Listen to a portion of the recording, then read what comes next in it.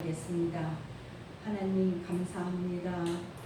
어려울 때도 힘을 주셔서 믿음의 승리자가 되게 하시는 우리 아버지 하나님, 지난 한 주간에도 넘치는 하늘 은혜와 땅의 복으로 주님의 자녀들을 보살펴 주셨음을 진심으로 감사를 드립니다. 오늘 예배를 통해서 고통도 지나고 보면 기쁨이 된다는 것을 믿기에 모든 문제와 걱정과 근심 속에서 하나님과 동행하고 그 권능을 받아 승리하는 비결을 알게 하여 주시옵소서. 마음속에 슬픔이 있고 해결할 문제, 정말 우리가 해결할 문제라고 눈물 흘리는 자녀들이 예배를 통해 위로받게 하옵소서. 특별히 우리의 생각이 하나님의 뜻을 앞서지 않도록 성령님 이 시간 도와주시옵소서. 예수님의 이름으로 감사하며 기도드리옵나이다. 아멘. 네, 반갑습니다. 네, 교회에서 이렇게 봉사하며 신앙생활을 하는 가운데 직분의, 그러니까 우리 직분의 중요성은 두말할 필요가 없습니다. 성김의 직분을 따라 충성하는 모습은 그래서 참 아름답습니다. 그러나 아무리 직분이 중요하더라도 복음보다 중요하지는 않습니다. 복음의 본질은 예수님과, 그러니까 영적 관계 속에 있기 때문이라는 것을 우리는 압니다. 우리는 너무나 그런 것을 잘 알지요. 제사보다 순종이 중요하듯 눈에 보이는 직분보다 하나님 앞에 순종하는 영적 관계가 더욱 중요하다는 것을 말합니다. 우리의 신앙생활은 하나님 앞에 드려진 것입니다. 겸손한 첫 마음을 끝까지 유지하면서 하나님의 나라, 그러니까 백성다운 거룩한 인성이 되어야 합니다. 평생을 말씀 앞에 낮아지고 항상 듣는 태도로 순종해야 합니다. 하나님은 인류의 삶, 민족의 삶에 개입하십니다. 사람은 하나님의 계획을 기대하고 소망해야 합니다. 모세는 하나님께 후계자를 세워달라고 구하였고 하나님은 모세의 기도를 들으셨습니다. 하나님은 후계자의 자격과 세우는 방법을 모세에게 제시하시고 가정을 지켜보십니다. 어느 시대든지 어느 지역이나 국가에서든지 지도자가 나타납니다.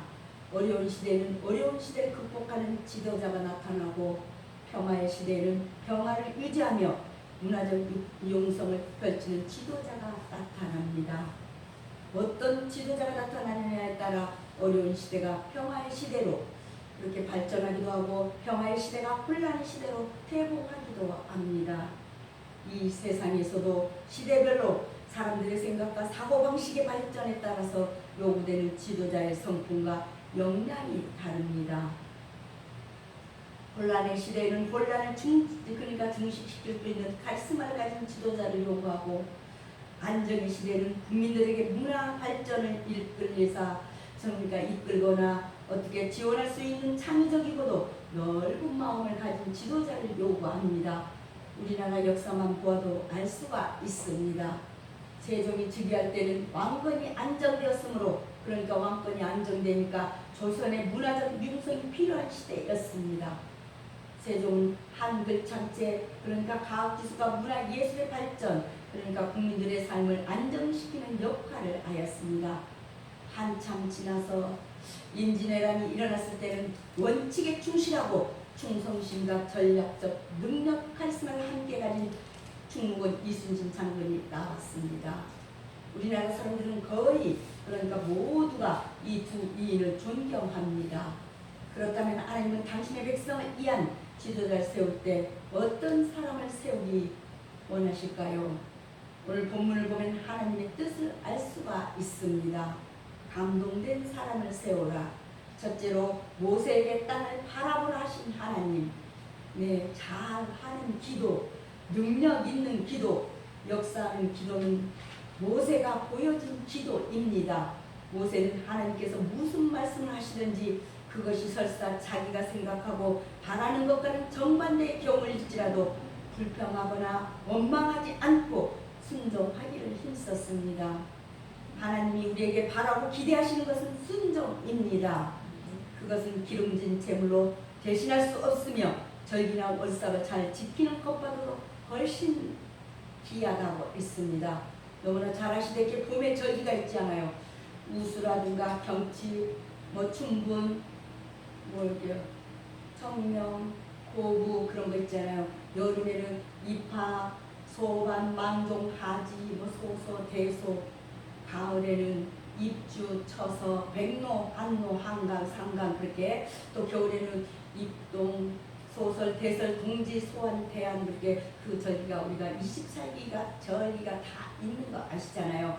그런 것처럼 하나님이 다윗을 세울 때는 하나님 마음에 맞는 사람이라고 사도행전 13장 23, 22절에 말씀하고 있습니다. 사울을 패하시고 다윗을 왕으로 세우시고 증언하여 이르시되 내가 이세 아들 다윗을 만나니 내 마음에 맞는 사람이라 내 뜻을 다 이루리라. 하나님께서는 역사에서 이렇게 한 민족 이스라엘을 택하셨습니다.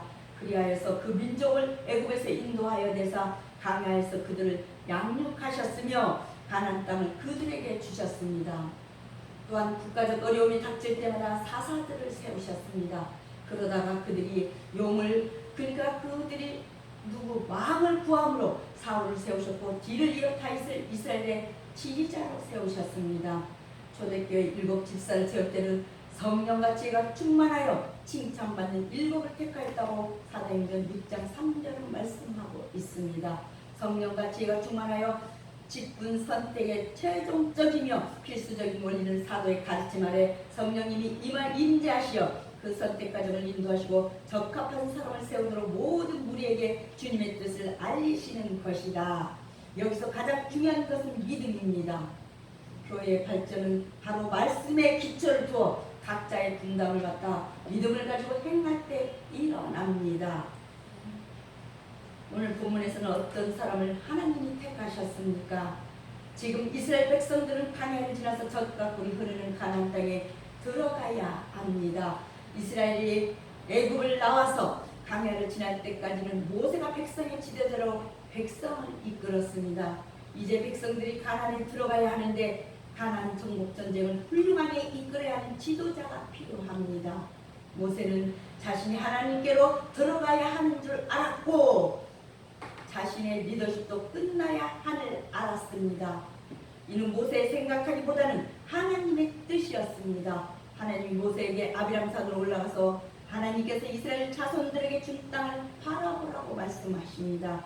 하나님이 모세에게 그의 형 아론이 들어간 것처럼 아론이 그렇게 들어간 것처럼 모세도 조상에게로 돌아가게 될 것이라고 말씀을 하십니다. 즉 아론이 죽었고 조상들이 죽었던 것처럼 모세도 죽게 될 것입니다. 아론과 모세가 죽는 것은 하나님의 영광을 가렸기 때문입니다. 신강야에서 백성들이 물이 없다고 불평할 때 아론과 모세는 자기들이 백성을 위하여 물을 낼 것이라고 반석을 쳤습니다. 물이 나오기는 했지만 하나님이 아론과 모세를 향해 책망하셨습니다. 우리의 기도가 어떤 기도를 해도 들어주기는 하나 책망하심이 분명히 있습니다.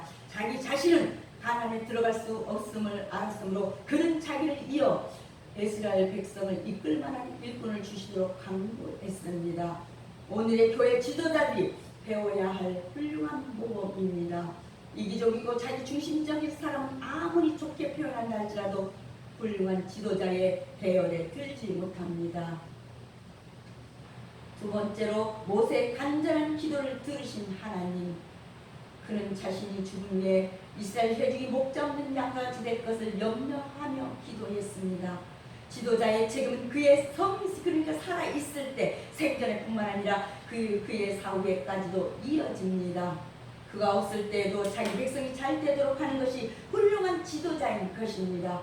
크게 쓰실 만한 그릇이 되므로 주께서 그를 들어 위대하게 쓰셨던 것입니다. 모세의 기도는 간절하고 겸손하며 이타적인 것이었습니다. 우리가 본받을 부분입니다. 18절 여호와께서 모세에게 이르시되 눈의 아들 여호수아는 그 안에 여기 머무는 자니 너는 데려다가 그에게 안수하라고 말씀하고 있습니다. 여호수아는 갈렙과 더불어 이스라엘이 가나안 정탐할 때 그러니까 가나안 땅을 정탐할 때 정탐꾼으로 가나안에 들어갔던 인물입니다. 여호수아는 이때도 믿음으로 약속의 땅을 보았기 때문에 돌아와서도 긍정적이고 희망에 참 보고해서 칭찬을 받은 바 있습니다. 또한 여호수아는 저 군사적인 지략도 그러니까 뛰어난 것으로 보여주면서 모세의 수종자로 모세를 도운 것으로 보아 행정적인 지식도 갖춘 것으로 보입니다. 여호수아는 당대 세상적인 지도자들과 견주어 봐도 손색이 없는 인물이었습니다. 그러나 여호수아가 모세를 이어 이스라엘 새 지도자로 뽑힌 결정적인 이유는 신의 감동된 자였기 때문입니다. 여기에서 신의 감동된 자, 그러니까 성령이 그 안에 있는 자를 가리킵니다. 곧 성령님께서 여호수아에게 그러니까 심령 속에서 역사하신다는 의미입니다. 특히 이 말은 통찰력이나 점술과 같은 것을 의미하는 것이 아니라 도덕적, 영적 생활을 일깨워주면서 그 발전을 장려하는 그러니까 성령님의 감동을 가리킵니다. 그런즉 여호수아는 하나님으로부터 부르심을 받았을 뿐만 아니라 그 직무에 필수적인 영적 은사를 받은 것입니다. 그렇습니다. 하나님의 백성을 인도하는 자에게 요구되는 첫 번째 조건은 그러니까 세상적인 지식이나 철회설을 그러니까 쇼맨십 그런 같은 것이 아닙니다. 오직 성령의 감동하심을 받은 것일 뿐입니다. 왜냐하면 하나님의 백성을 인도하는 일은 성령님의 감화 감동으로 수행되기 때문입니다. 그런즉 성령 충만이 오늘 하나님의 백성을 하늘 가나안으로 인도하는 지도자의 첫째 되는 자격이라 하겠습니다. 하나님이 아론과 모세에게 하나님의 거룩함을 백성들 앞에 드러내지 않았으므로 아론과 모세도 하나님이 약속하신 땅으로 들어가지 못할 것이라고 민수기 20장 13절에 말씀하고 있습니다. 이스라엘 자손이 여호와와 다투었으므로 이를 무리라 하리라. 여호와께서 그들 중에서 그 거룩함을 나타내셨더라. 이것은 모세의 극한 분노로 인한 불신앙적인 행동이었습니다. 즉 하나님의 판단과 말씀보다 자신의 감정을 앞세운 것입니다. 모든 것을 하나님께 맡기고 그분이 명하신 대로 따르는 것이 충성하신 것입니다. 우리가 모든 사람 앞에서 나타내야 하는 것은 자기 자신이 아니라 하나님의 거룩하심입니다. 우리 성도들은 어떤 사건이나 그러니까 변 앞에서도 그 중심이 항상 하나님을 향해야 합니다. 모세는 하나님의 말씀을 기억하고 있으며 말씀대로 이루어질 것을 알았습니다. 비록 모세가 하나님의 명령에 의해 백성들을 애굽에서 이끌어내고 가며 40년을 지내왔지만 하나님께서 그의 생명을 거두시겠다면 더 이상 버틸 수가 없습니다. 버텨서도 안 됩니다. 모세는 자기가 지도상에로 돌아간 뒤에 남겨질 백성들에 대한 걱정부터 앞섰습니다. 진정으로 리더십을 가진 사람, 그러니까 백성을 사랑하는 사람은 자기가 떠난 뒤에도 백성들의 삶에 대해 이렇게 염려합니다. 그래서 모세는 하나님께 기도합니다. 한 사람을 회중 앞에 세워서 주립하며 백성을 인도하게 해달라는 그런 간구입니다. 하나님께서 선택하신 회중이 목자 없는 양까지 방황하지 않게 해달라고 기도합니다. 자기가 떠난 뒤에 백성의 삶은 그때 백성들에 의해서 결정될 수 있습니다. 민주주의 방식에서는 그렇습니다. 국민에 의해 결정된 지도자가 잘하면 국민들에게 유익이 되고 지도자가 잘못하면 국민들이 힘들어집니다. 그러나 하나님의 선택한 백성은 그 백성의 경우는 어떤 것일까요? 하나님이 모세 이후의 백성을 책임지십니다. 하나님의 백성이기 때문입니다. 하나님의 자녀이기 때문입니다. 그래도 모세는 하나님께 다음 지도자를 위해 기도함이 마땅합니다. 세 번째로 후계자 세우는 방법을 이르신 하나님, 모세의 후계자로 선택된 여호수아에게 관하여 언급하고 있습니다. 하나님의 일꾼은 그러니까 스스로 원해서 되는 것이 아니라 주의 부르심을 따라서 되는 것입니다. 여호수아는 모세의 후계자가 되겠다고 청원한 적이 없었습니다. 하나님께서 그를 택하사 그 일을 맡기셨습니다. 성경에서 볼 수 있는 것처럼 하나님은 일꾼들을 불러서 쓰시며 우리는 이것을 소명이라고 말을 합니다. 19절 이탁받은 자여야 한다고 했습니다. 그를 제사장 엘리야살과 온 회중 앞에 세우고 그들이 목전에서 그에게 이탁하여 모세는 여호수아를 안수함으로써 후계자로 세웠습니다. 모세는 여호수아를 안수함으로써 이렇게 후계자로 세웠습니다. 즉 모세는 여호수아를 제사장 엘리야살과 온 회중 앞에 세우고 그들의 목전에서 안수함으로써 지도자의 직분을 이탁하였습니다. 여기에서 이탁하다는 말은 공식적으로 세워 지명하다는 그런 의미입니다. 곧 이 말은 모세가 여호수아를 자기 후계자로 여러 회중이 있는 가운데 공식적으로 세워 지명했음을 가리킵니다. 완전히 인정했죠. 곧 모세는 여호수아를 세울 때에 가나안 입성을 위한 세부적인 지시사항을 하나하며 그 책임까지 이임한 것입니다. 그러므로 여호수아는 단순히 이스라엘의 수장이 된 것이 아니라 가나안 입성이라는 대입을, 그러니까 대업을 앞두고 그 사역까지 이탁받은 지도자였습니다.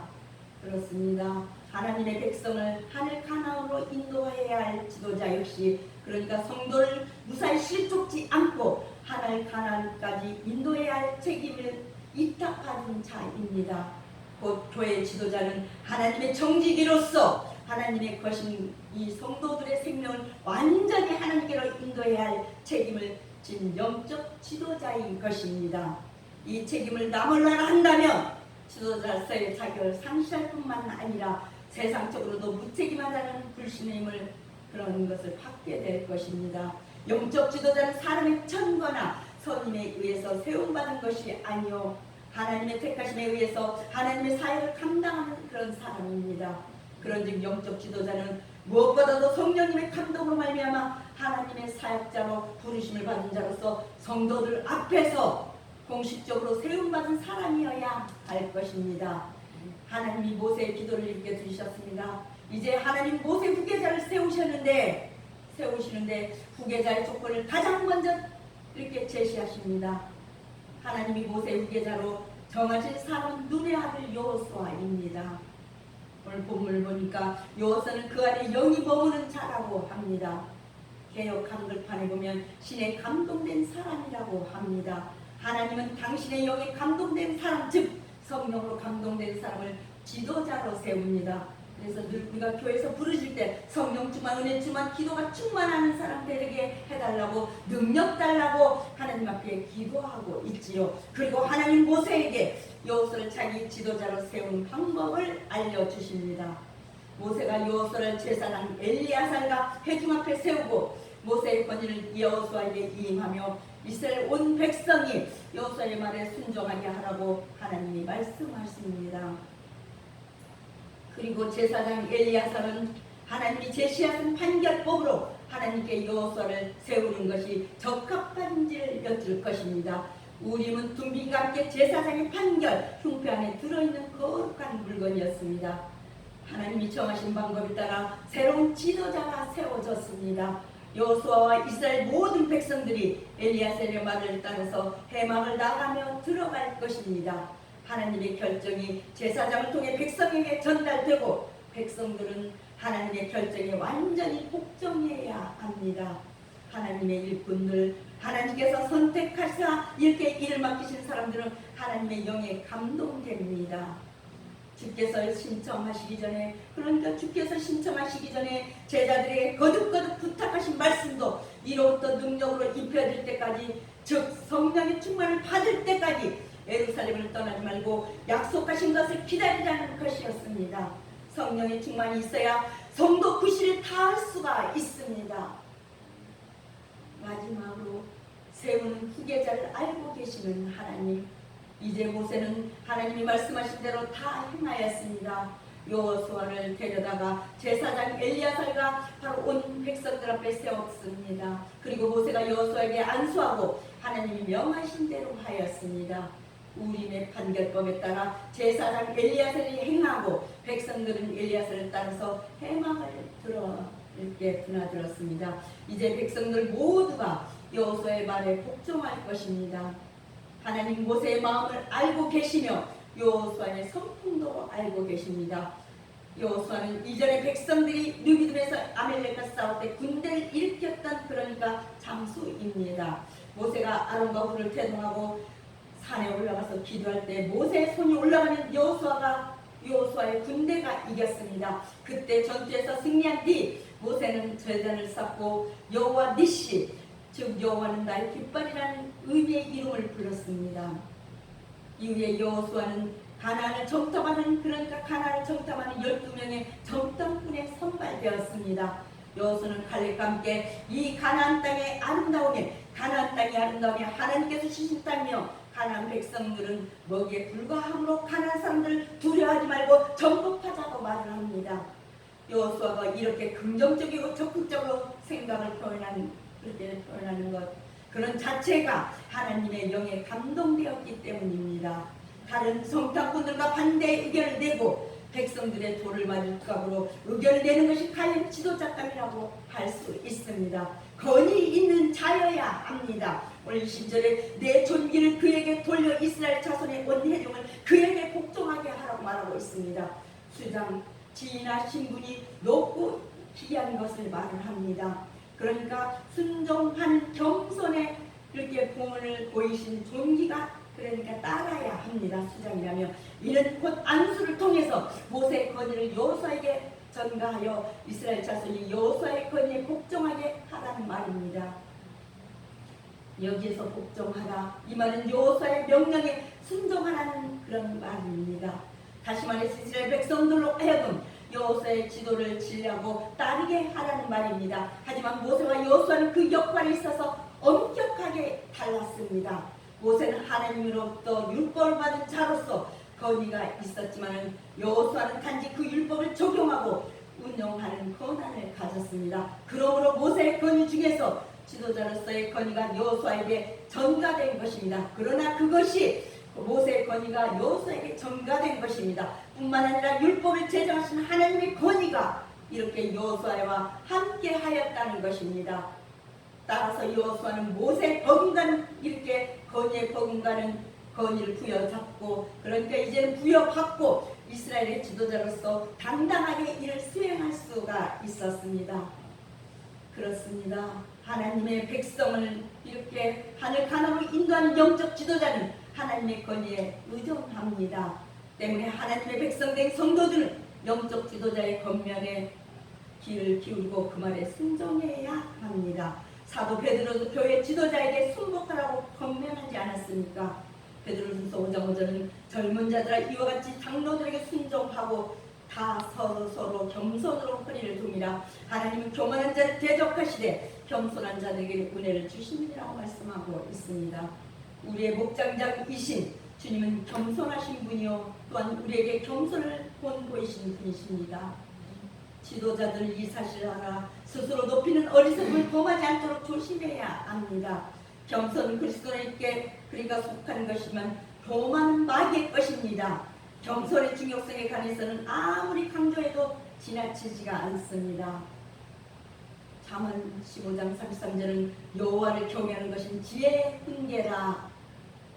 겸손은 존귀의 길장이라고 말씀하고 있습니다. 의인의 말은 언제나 좋은 결과를 가져오는 것입니다. 의인의 말에는 항상 어때요? 정결함이 있으며 기쁨이 있음을 우리는 알아야 합니다. 성경은 그러니까 겸손은 존귀의 기장이라고 잠언서 15장 30절에 말씀하고 있습니다. 또한 잠언서 16장 18절은 교만은 패망의 성공이라고 했습니다.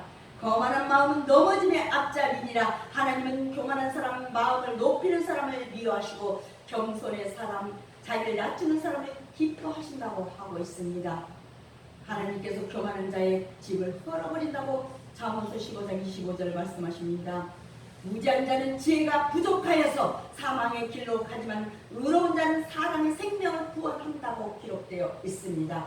교만한 사람은 하나님의 원수가 되는 것이요 겸손한 사람은 은혜를 받게 됩니다. 은혜 안에 있는 자가 승리하며 은혜 아래 있는 자가 형통하게 됩니다. 우리가 몸담고 있는 교회에 여러 가지 문제가 발생하고 있다면 그것은 남을 탓하는 나의 교만 때문이라고 생각해야 합니다. 사랑하는 우리 목자교회 가족 여러분, 이스라엘 공동체는 이방의 국가들이 국가적인 명모도 갖추지 못한 상태였었지만 이방의 어떤 국가보다 강했습니다.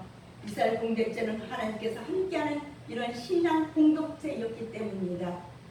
따라서 이스라엘 공동체 지도자는 다른 나라에서 무력으로 있는 지도자가 다른 지도자를 이렇게 세웠습니다.